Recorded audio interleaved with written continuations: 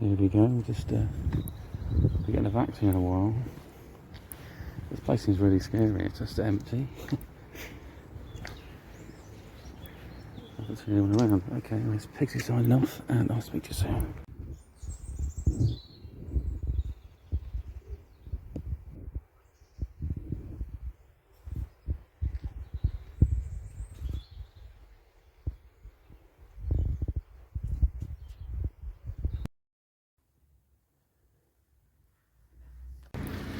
Hello, this is Pixie doing another video.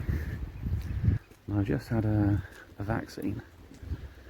I had the Pfizer, and it seems to have some effects that affects the brain. I feel a bit a little spacey, not too bad. I did feel like the circulation increased to certain regions. So I'm at the hospital at the moment. So.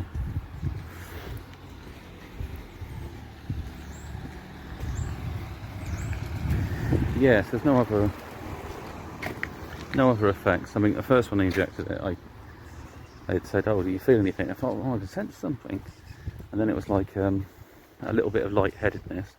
It seems to have gone up to the head, I'd say. It's like the back of the head and around the front. I feel the circulation increase into my brain. So hopefully it's not inflammation. I don't want to wake up and my head exploding or something. Screaming headache.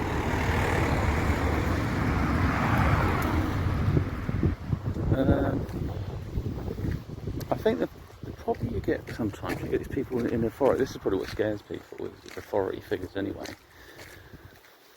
Because often people act as if they know better than you. You know, I've got a uniform on, I'm better than you. Do this is what I've been told you have to do. You come across like that as well. Like, no, excuse me, that's the exit. Or something like that. You know, like, oh, you must stay here for a second, we need to check this. So there's this kind of urgency and stuff. And I think maybe that kind of oddness confuses people, scares people. Especially you've got environments where you try to have a joke, to sort of, you know, might calm your nerves, whatever. And people don't break, they don't crack a smile, they don't know you're joking. You know, it's like you're talking to someone who's a robot. Basically, yeah. So I don't have to wear the mask on this part of the journey. There you go. Just chill out. So I put a little bit of video in it because it looks a bit creepy, and I wanted to show what other people would see actually. So I went there, they'd be interested to know what goes on. I mean, initially I was a bit nervous about it first, and I was just a bit excited. And at the moment I've got a bit of ketosis going on. I seem to be pissing all the time. And so that's can be a bit irritating. But there's a shortcut there.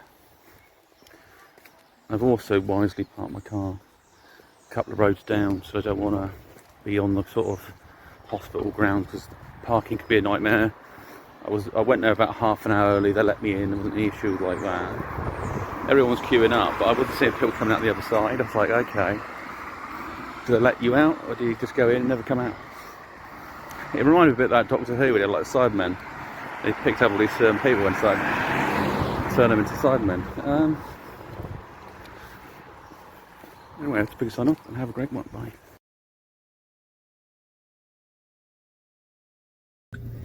Hello, this is Pixie, and this is day 2 of vaccines.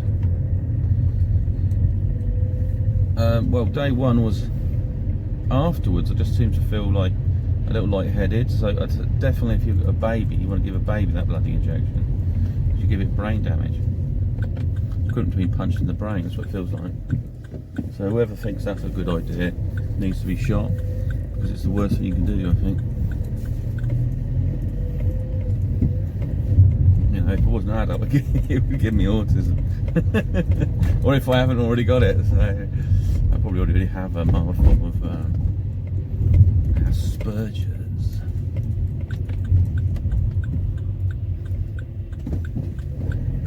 I always prefer Asperger's because Asperger's, I like Asperger's. An Asperger, I do like an Asperger. Right, okay, yeah, so it's affected my brain a bit, I think. There was a bit of sort of lightheadedness, a bit of wooziness. I mean, today I've got a bloody headache at the moment, actually. That's another side effect. Sore arm, this is day 2. And I had a dream, and I had loads of spiders in my dream. I wasn't scared of the spiders in my dreams, it wasn't really a problem. There was different types. There was like one that was massive, and someone picked it up like a crab. I don't know what the hell, you wouldn't pick up a spider with giant legs. Either it was dead or it just wasn't that much energy in it, I don't know. And then I was sort of woke up, I dreamt there was ones on the ceiling, two different types, and one with really long legs, went on my bed, and I looked at it and it crawled over my bed and went underneath it. And I thought that's fine because, you know, probably really happier under the bed. But I wasn't, like I said, I wasn't afraid, it's just a bizarre dream. So I think today I get some fluids. I don't want to get my weight down. I keep trying to eat certain types of food. It's not really getting there. I wanted to try to keep away from sugar because I think sugar is a big problem, which is really hard. It's in everything, you know. I mean, I'm not sugar completely, but there's foods that are high sugars that you just want to. Cakes, you know, avoid cakes. Am I saying this? I don't know. Is this good for me? Fizzy drinks are a bit of a nightmare. Just drink bloody tea. That's what I'm going to do. Drink dark tea. And the problem was when I started drinking loads of tea, I started smelling the tea. So I have to get some herbal ones. Get myself back on track. I don't feel quite so right anyway. So my stomach's been upset for a bit, but I think that's sometimes to do with wheat. Basically, I've got some. I mean, there's probably an allergy to a certain ingredient that doesn't suit me at all. So, you know, bread's not really. I try not to have too much bread, which is a pain. I mean, originally this problem started when I had like pizzas, and you just have a sort of stomachache would turn up sort of so many hours later. And that's because all these preservatives they put in these things. That's why I went off the old Domino's, and I was looking for things that had organic flour in it. So the Papa John's, they were all right. So I don't want to advertising these firms, not saying they're bad, they're all good or anything really. It's just my take on it. Yeah, and then just like I say, wonder what was going on, and I had these pains in my stomach for ages. And I was thinking, oh, I got cancer, I've got whatever. So I got checked out. So well, it's not firm. You know, I think you've got IBS, and I sort of thinking, well, maybe I've got IBS as well. That kind of confirmed that part. Yeah. So, but saying that, I'll probably get today a bottle of Cherryade and drink that. For some reason, I've got that in my head. Go get some Cherryade. It's like a little voice. Go get some Cherryade. I saw a series. I haven't seen a series yet. I saw it advertised something. It's called Alien Resident. I quite like the alien they put in there. It looks like some form of reptilian. It looks like the sort of thing I was in the past. Like a grey colour one. I think they used to eat. I mean, this is kind of like. It's more like. I mean, in myself, I know something's different in that sense. So like a star seed, star child, all that sort of stuff. And there's a connection, but you're not supposed to really go back into previous lives and start rummaging around for stuff. I think the idea is you have a simulated experience, and then maybe when you pass away, you get the collective knowledge of that, and people realise. Maybe that's why people don't see lots of spirits and things. I mean, there's probably a dimension there, but once people have moved on, they realise that actually they've lived maybe 5 times before, and they have a collective knowledge of these different experiences. They're not sort of hung up on one partner anymore, thinking, oh, I had all these lovely relationships that lasted 40 to 50 years. That was really interesting. But then you start seeing it maybe a different perspective when it's like that.